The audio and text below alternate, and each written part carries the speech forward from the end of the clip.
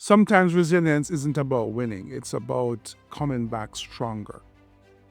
Lindsey Vonn showed the world exactly what that means in 2018.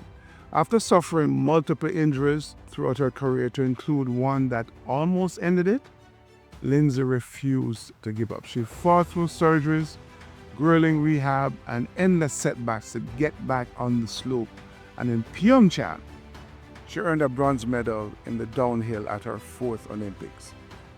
It wasn't her first medal, but it might have been her most meaningful.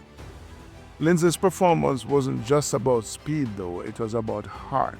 She became a beacon of resilience, proving that it's not how many times you fall, but how many times you can get back up.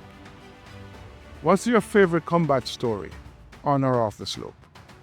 Share it below, and let's keep moving forward together. Keep on pushing.